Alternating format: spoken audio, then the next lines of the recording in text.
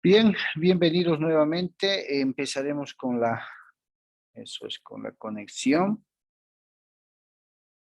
Perfecto.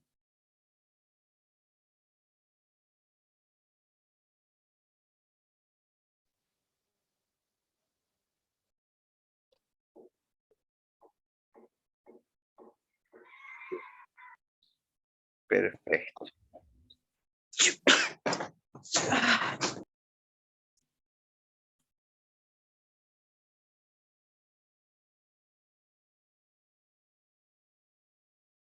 Bien. Mientras se van conectando sus compañeros, en la parte del sustento teórico que acabamos de ver, ¿tienen alguna pregunta, alguna duda? Sí, doctor. A ver, adelante, Ana María. Respecto al contrato mixto, usted dice que al quedar esto anulado, había que devolver el monto. ¿Qué se devuelve? ¿El monto del alquiler? No, ¿Solo quedaría el anticrético o cómo sería? el anticrético. Cuando existe controversia y contención ante la suscripción de un contrato mixto en el que se establezca un monto en anticrético y el otro monto en alquiler, se declara la nulidad del anticrético y en consecuencia el propietario debe devolver el capital de anticrético, no el de alquiler. ¿Ya? Y doctor, quedaría simplemente como un contrato en alquiler, entonces. Exactamente, exactamente. Fíjense que la ley es taxativa cuando de plano establece que no se permite, están prohibidos los contratos mixtos, es decir, alquiler anticrético, ¿cierto? Que dicho sea de Gracias. paso, yo he visto todavía contratos no reconocidos, menos protocolizados, no suscritos en una modalidad de documento privado, ¿no? El problema es que si por algún motivo esto puede llegar a estados judiciales, ya saben lo que va a ocurrir. ¿Cierto? Sí, doctor, perdón. Y la figura sería grave porque generalmente cuando se da un anticrético es un monto razonable y el alquiler disminuye. O sea, el alquiler que se fija es mínimo, entonces quedaría eso y con ese alquiler mínimo. La consecuencia grave. Exactamente. Imagínense, por un lado, devolver el capital de anticrético y quedarse con un canon ciertamente disminuido de alquiler, volverle a decir al arrendatario de que tiene que subir el alquiler, ya es generar otro problema más, ¿cierto? De ahí que la ley tiene la visión de prohibir ese tipo de contratos mixtos. ¿Ok? Bien. A ver, veamos ahora, hemos visto el sustento teórico. Ya hemos visto las características, qué es lo que dispone el 716, el 710. Hay que tomar en cuenta algo muy importante, chicos. Y esto a efectos de poder inclusive dilucidar en algún hipotético caso una posible usucapión. Me explico. Ustedes saben bien, en materia de derechos reales, hemos visto la posesión, ¿cierto? Hemos definido a la posesión como aquel poder de hecho que tiene una persona sobre un bien para usar y gozar de un bien que no le pertenece. ¿Cierto? Usa y goza un bien. Perfecto. En esa figura, si se acuerdan, hemos visto la detentación versus posesión. Detentar un bien que no es nuestro, que es ajeno, no significa poseer el bien. Sí me dejo entender. El detentador es aquella persona que posee un bien, pero no en la calidad de poseedor, sino en la calidad de inquilino, anticresista, cuidador o como se le quiera llamar, donde exista un contrato, un contrato que respalde su condición de detentador. Lo que quiere decir, y así lo hemos aprendido, que mientras un contrato esté vigente de alquiler, anticrético, cuidador, como se le quiera llamar, esa persona que está en el bien jamás podría alegar posesión. ¿cierto? Jamás podría alegar posesión. ¿Por qué? Porque es un simple detentador en base a un documento firmado por él mismo en el que se conoce en calidad de qué está dentro ese inmueble o está poseyendo ese inmueble. Pero también vimos la forma de transformar la detentación en posesión o la forma de que la pérdida de la categoría de detentador en poseedor. Y establecimos que si una persona se encuentra en posesión de un bien en calidad de detentador, jamás va a poder alegar posesión, sino hasta cuando el carácter de detentador se pierda y se inicie el carácter de poseedor. Si yo he estado en un bien inmueble con un contrato de alquiler, ¿soy detentador o soy poseedor? Detentador. Detentador, perfecto. Y mi contrato era por 2 años, ha fenecido este 30 de abril del 2021. No aparece el dueño, yo pago mis alquileres mediante depósito bancario, ¿no? No hemos renovado el contrato, ¿cierto? No lo hemos renovado. Ha vencido los 2 años que habíamos suscrito y no lo hemos renovado. Ahí entra este cuidado que les digo. Literalmente, al haber fenecido el contrato el 30 de abril, a partir del 1 de mayo, estuviera perdiendo mi calidad de detentador y estuviera asumiendo mi calidad de ¿qué? Poseedor. Poseedor.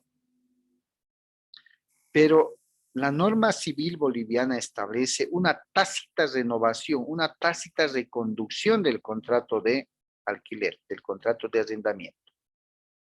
Y establece que cuando las partes no han renovado el contrato y el inquilino continúa haciendo uso y goce del bien, se genera la renovación tácita por el mismo periodo Automático. que fue suscrito. Exactamente. Lo que quiere decir que todavía no podría hablar de que mi calidad de detentador ha fenecido o ha desaparecido, ¿cierto? Porque estaría sujeto a un mismo periodo en calidad de arrendatario. Esa tácita de conducción solamente se puede dar por una vez. Ojo, por una sola vez. Entonces yo mi calidad de detentador la estaría perdiendo recién el año 2023, el 30 de abril, el 1 de mayo ya sería poseedor. Esto les recomiendo en el afán de que si se les presenta alguna situación igual o similar en el ejercicio profesional, debemos averiguar, debemos preguntar, debemos pedir el contrato. A ver, ¿hasta cuándo era el suyo? Perfecto, se venció. ¿Renovó el contrato? No, no renovamos. Ya, aquí se ha operado entonces una renovación tácita, una reconducción tácita, con otro periodo igual. Llegaron, el dueño no apareció, no apareció. Entonces, a partir de la posterior a la renovación tácita, recién podría analizar mi condición de poseedor, ¿cierto? Sí, Hay doctor. que tomar en cuenta. ¿Ya? Eso es muy importante. Bien, veamos qué dice el Código Civil para entrar a la parte sustantiva.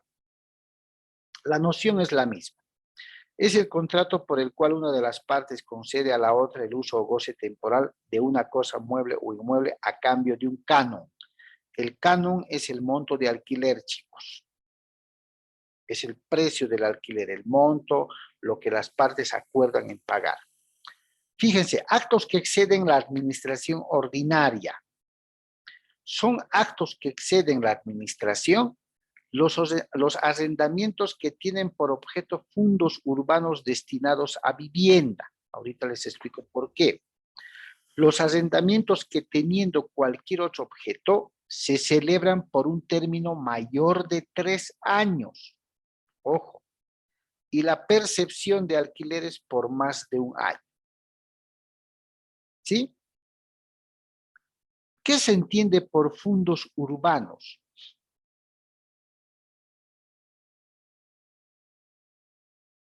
¿Qué entendemos por fondos urbanos?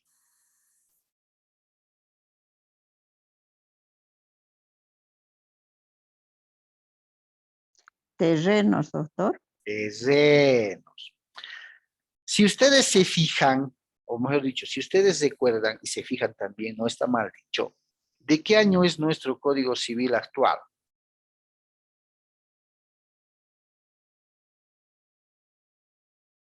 ¿De cuándo data?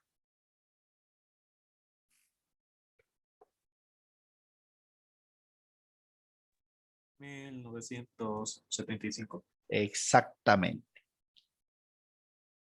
¿Cuántos años han pasado hasta el 2021? 46 años. ¿Ha cambiado la coyuntura social, cultural en 46 años? Sí, ha cambiado. Ha cambiado. Cuando hablamos de actos que exceden a la administración ordinaria y nos dice en el numeral 1, son actos que exceden a la administración ordinaria, uno dice, los arrendamientos que tienen por objeto fondos urbanos destinados a vivienda. A ver, analicemos. Me está diciendo que exceden a la administración los alquileres que tienen por objeto fondos urbanos, son terrenos destinados a vivienda. La actividad principal, el año 50, 60, 70 y parte de los 80, estaba en Bolivia, lógicamente, estaba cifrada a la agricultura o no.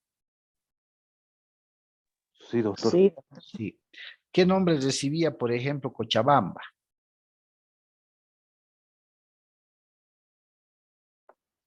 Algo de Cochapampa. No, pero ¿qué nombre en el aspecto de productos, agricultura y demás? ¿Qué se le llamaba Cochabamba? Decían que como Cochabamba alimentábamos a todo nuestro país. ¿Quién se acuerda? El granero de... granero. El granero de... El granero de Bolivia. De Bolivia. Exactamente. Entonces, habían leyes anteriores, y si ustedes le dan una leída a la ley del inquilinato, que es antigua, establecía que para que un inmueble sea destinado a vivienda únicamente, no podía tener fondos de gran extensión que estaban destinados a la agricultura. Por eso el código menciona esto. Por otro lado, los arrendamientos que teniendo cualquier otro objeto se celebran por un término mayor de 3 años. O sea que el tope límite para poder fijar un plazo, ¿cuánto tenía que ser? 3 años. Porque mayor a 3 ya era un acto que excedía la administración ordinaria. ¿Sí o no? La percepción de alquileres por más de un año. Que el propietario diga, ya perfecto, te entrego el alquiler, págame adelantado por favor de un año. ¿En la actualidad se da esa figura por acuerdo de partes o no se da? ¿Se da, doctor? Se da, doctor. Exactamente, se da, ¿no? Se da. Yo quiero anticiparle por 6 meses. Ay, bienvenido. O por un año nomás. Bien, ¿sí o no? Pero eso tiene su explicación y es la data de nuestro código que más adelante vamos a diseminar. Bien. ¿Qué pasa cuando yo firmo un contrato de alquiler o de arrendamiento, como se llame, sin determinar el tiempo? ¿Puedo hacerlo? Sí. Pero ¿qué ocurre? Cuando las partes no han establecido un plazo exacto, lo dice el 687 de la siguiente manera. Cuando las partes no han determinado el tiempo del arrendamiento, este se entiende convenido, es decir, han acordado, perfecto. Por un año, si se trata de locales, amoblados o no, para el ejercicio de una profesión, una industria o un comercio. Este mismo plazo se aplica para el arrendamiento de mansiones. Ah, me está diciendo entonces que en el hipotético caso de no establecer un plazo determinado por las partes, se va a entender que se ha convenido que es de un año siempre y cuando se trate de locales amoblados o no para el ejercicio de una profesión, una industria o un comercio. Si es profesional, será oficina. Si es industria, será alguna actividad industrial o un comercio será una venta comercial, alguna actividad comercial. Tratándose de mansiones, dice el código, se aplicará este mismo plazo. Es una especie de sobreentender, porque estoy alquilando una oficina, entonces no hemos puesto un plazo fijo, pero el código dice que cuando se trate de algún local amoblado o no, donde yo ejerza mi profesión, ¿a cuánto lo estoy sujetando el contrato? A un año. Año. A ver. 2. Por el lapso correspondiente a la unidad tiempo con respecto a la cual se ajusta el canon de arrendamiento si se trata de mueble. Ahí está hablando ya de alquilar muebles, ¿cierto? En la actualidad no se da mucho. No voy a decir que no se da nunca, pero no se da mucho. Porque ahora, por recomendación propia de nosotros los abogados, sí, sí o sí, pedimos, sugerimos que se establezca un plazo determinado. Sí o sí, para dejar las cosas claras, porque después es generar problemas. ¿Ya? El Código Civil establecía fondos urbanos para vivienda y fondos de producción, que los vamos a ver en su artículo correspondiente más adelante, porque hacía una disgregación de qué pasa si alquilo fondos agrícolas productivos y qué pasa si alquilo propiedades privadas para vivienda. Vamos a ver qué es lo que establecía. El 688 me interesa mucho porque establece la duración máxima. ¿Ya? Establece una duración máxima. Salvo lo dispuesto en el 703 y 720, dice, el alquiler o arrendamiento no puede celebrarse por más de 10 años. Ese es el actual plazo o término real máximo por el que puede celebrarse un contrato de arrendamiento. Pero veremos lo que dice el 713 y 720. Aquí está. Arrendamiento de fondos urbanos destinados a vivienda. El arrendamiento en todo o en parte de un fondo urbano que se destine solo o preferentemente a vivienda no se extingue sino por uno de los modos señalados en el 720. En el párrafo 2 dice, el arrendamiento de mansiones y de otras residencias similares, expresamente calificadas así por la autoridad administrativa competente, se rige por las disposiciones de la sección anterior, o sea, de esta. Veamos qué dice el 720, modos de extinción.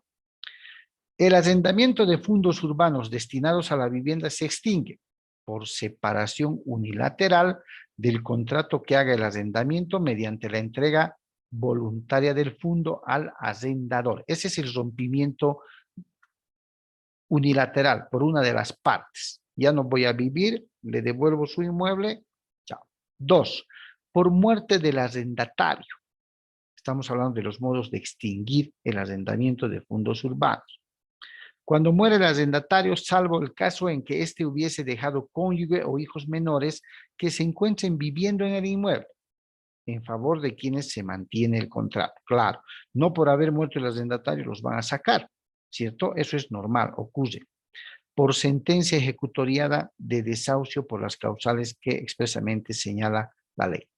A ver, dentro de la investigación de la doctrina, ya, se establece que antes, hace muchos años atrás, ¿por qué habla de autoridad administrativa competente? Existía una oficina de, ¿cómo se llamaba? De vivienda o algo así, ¿no? Donde refrendaban los contratos de arrendamiento de viviendas. Hacían visar ahí. Se llamaban como antes los jueces parroquiales, jueces de vivienda, alguna situación de esa se llamaba. Hace muchos años atrás. Estamos hablando de las épocas del 70, 70 y tantos, ¿no? Ahí es donde se dilucidaba y por eso el artículo anterior dice actos que exceden a la administración ordinaria, ¿no? Por la data del tiempo de nuestro código. En la actualidad, la regla que se maneja en concordancia con la ley del inquilinato, que tampoco es nuevita, es nomás antigua, ¿sí? El tope máximo, el plazo máximo para poder celebrar un contrato de arrendamiento es de 10 años. Muy poco he visto en el ejercicio profesional un plazo de más de 5 años.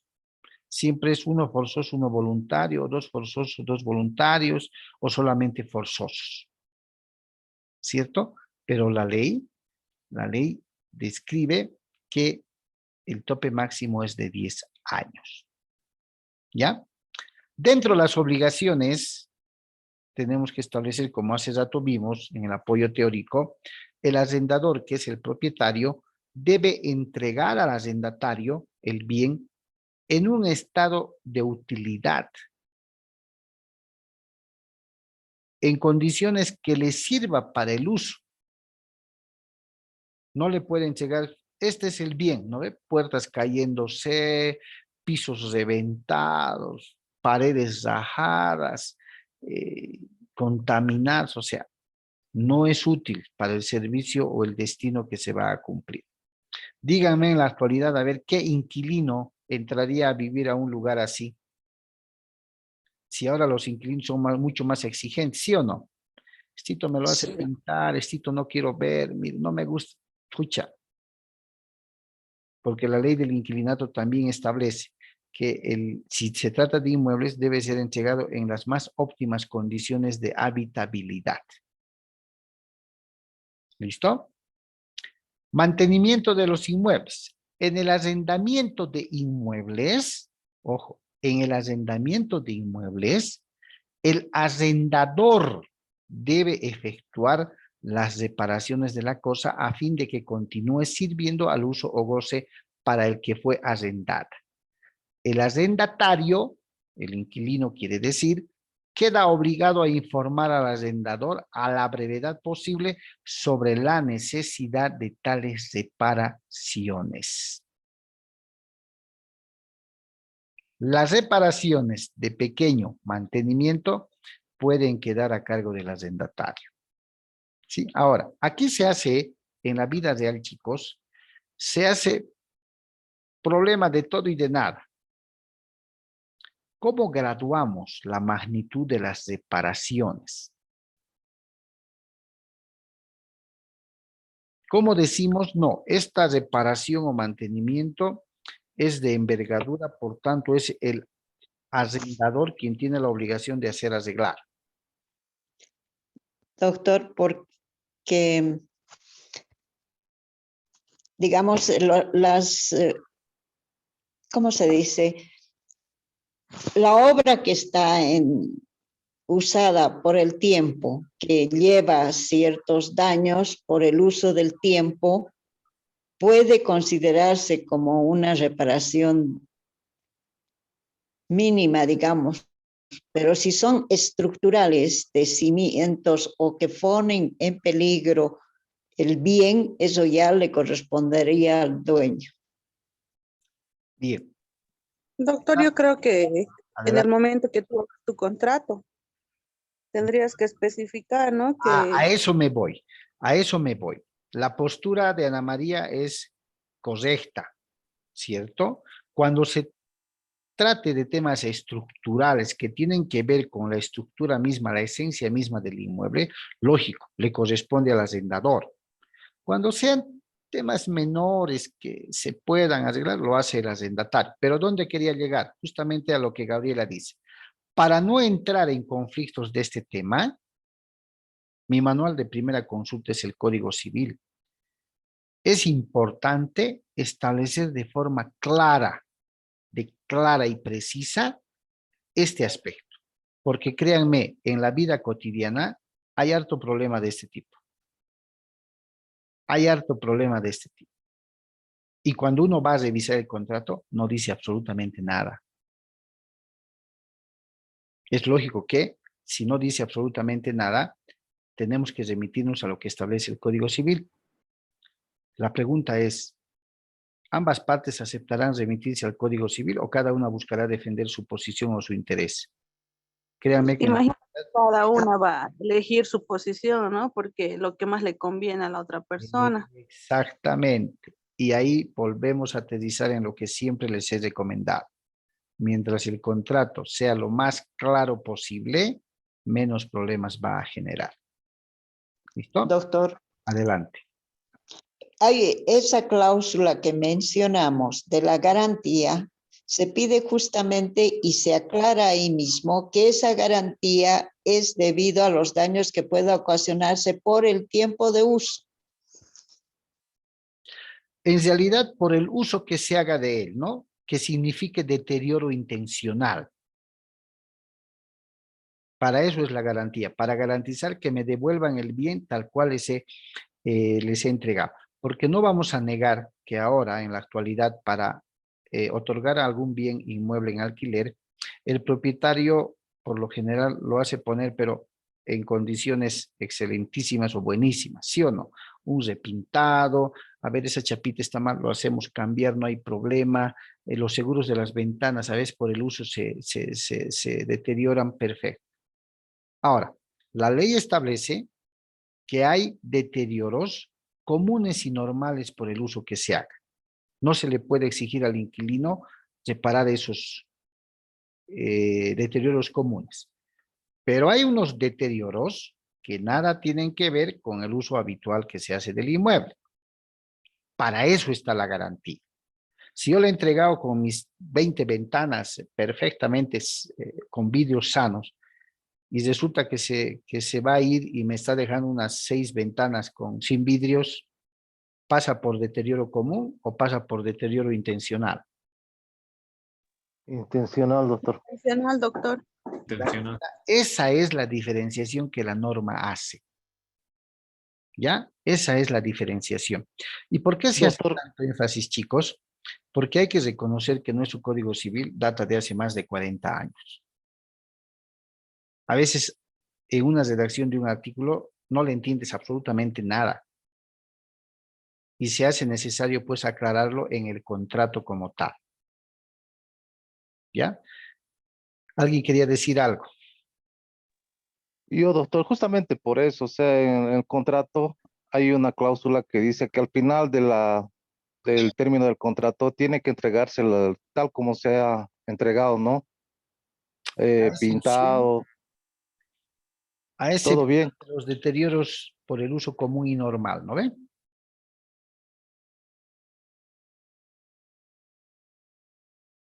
¿Cierto? Sí, doctor. Sí, cierto.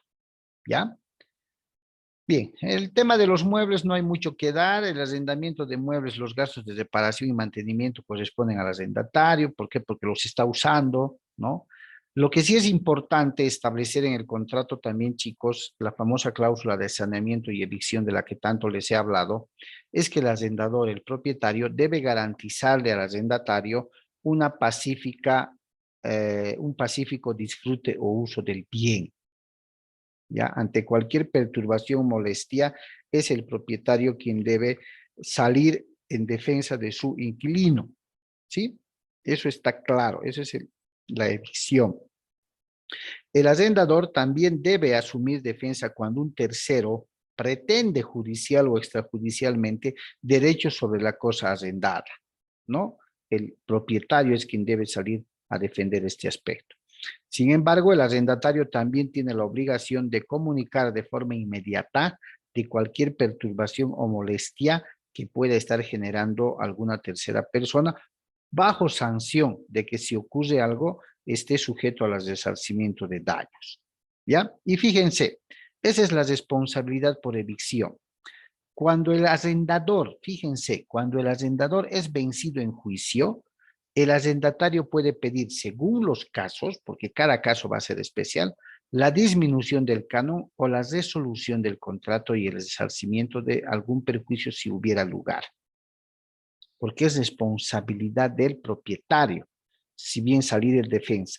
Pero si es vencido en juicio por algún tercero que alegaba tener derecho y cosas por el estilo, fíjense que el arrendatario puede pedir, mira, me has metido en esto, por lo menos rebájame el alquiler o dejaremos sin efecto el contrato o me has perjudicado en esto y hay daño que resarcir.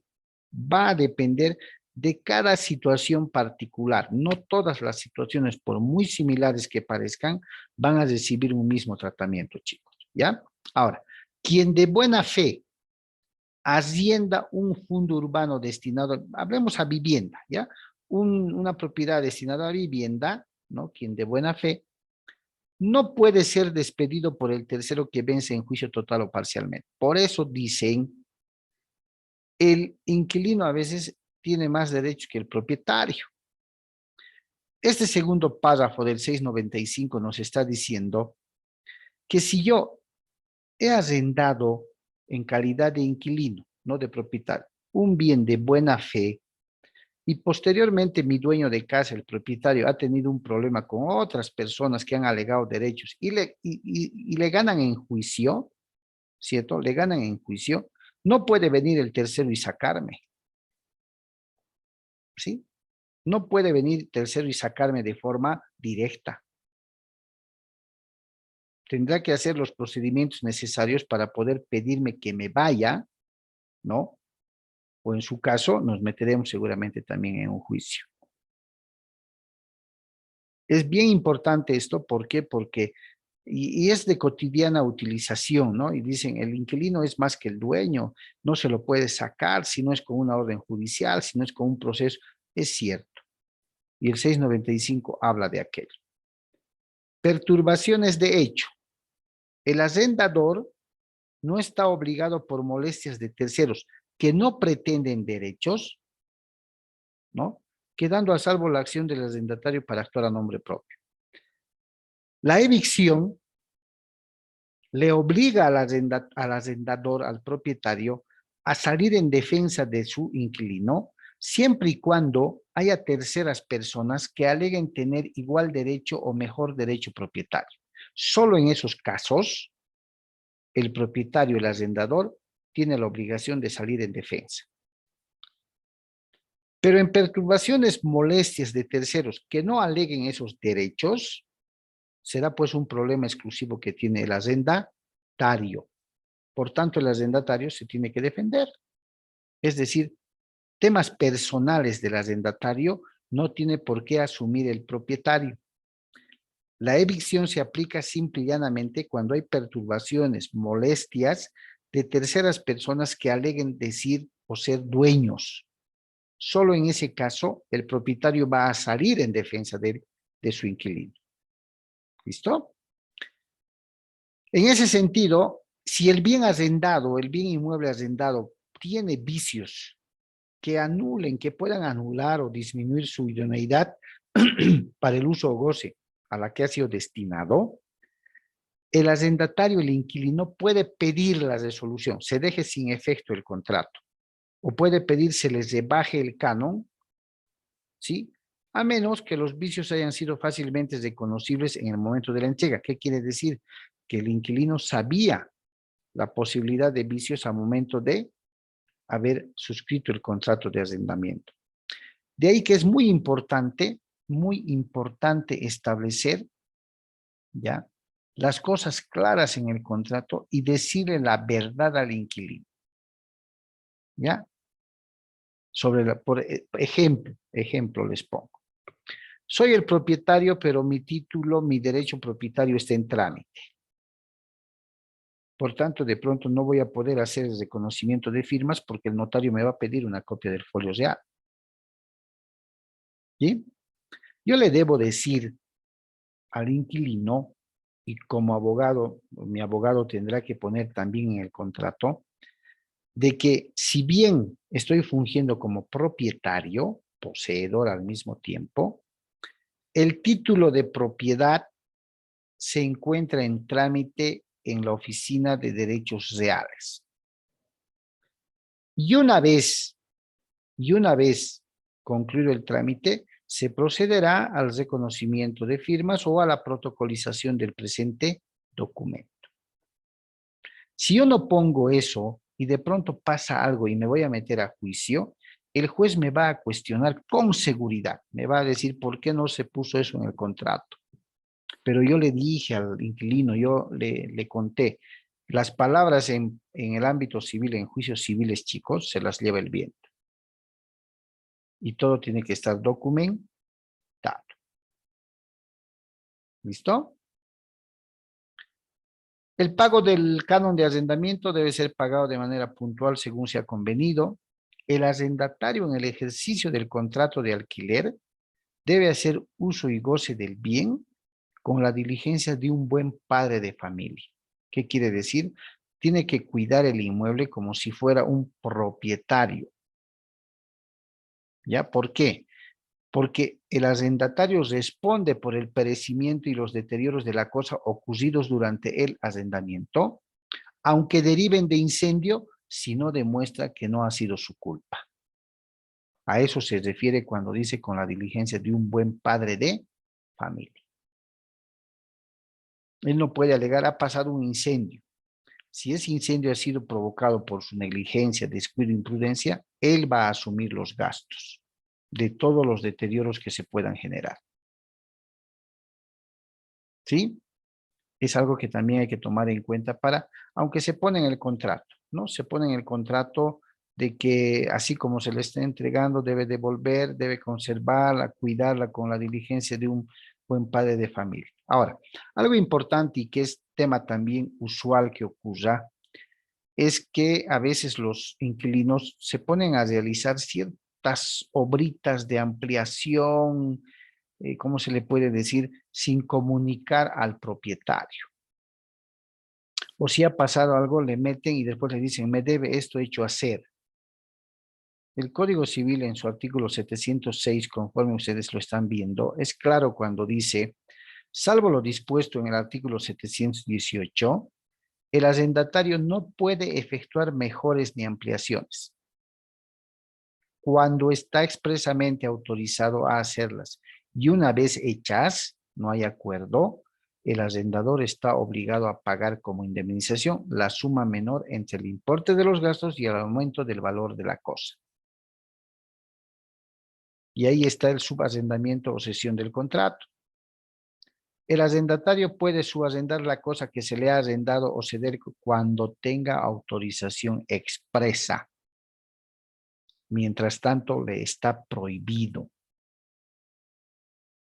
Y eso es algo que también hay que establecer en el contrato de alquiler. Se tiene que poner la prohibición o la limitante de que no puede subarrendar o ceder el contrato a terceros u a otra persona sin tener la expresa autorización, y nosotros le aumentamos, escrita. Es decir, debe haber una autorización escrita para poder subarrendar o ceder el contrato. ¿Sí? ¿Está claro, jóvenes? Y aquí Sí, quería, doctor. acá quería llegar. Renovación tácita. Se tiene por renovado si vencido el término, se deja al arrendatario detentando. Fíjense, detentando la cosa. ¿Sí? Tratándose de arrendamientos por tiempo indeterminado, no se notifica el despido conforme al artículo anterior. Eso nada que ver. El nuevo arrendamiento se regula por las mismas condiciones del anterior. Si se ha dado aviso de despido, no puede oponerse la renovación tácita. Si le he comunicado que ya no voy a ser inquilino y no me ha contestado el propietario, no hay renovación. Pero si no ha pasado nada y el arrendatario sigue, listo. Se da la renovación tácita. ¿Sí? Se da la renovación tácita. Bien, a ver, quería ver un contrato de alquiler que les había preparado, pero el tiempo no nos va a dar, chicos. Estamos a menos de un minuto de poder concluir la clase. La vamos a ver el día lunes, en la primera parte, para después abordar otro tipo de contrato. ¿Ok? ¿Está bien? Está bien, doctor. Bien, entonces muchas gracias a todos por su asistencia y nos estamos viendo el día lunes en la clase a las 18:40. Gracias, Tengan buen doctor. fin de semana, chicos. Hasta luego. Gracias, doctor. Hasta Hasta luego, luego. doctor. Chao, Gracias, Igualmente. doctor. Hasta luego. hasta luego, hasta luego. Que les vaya bien.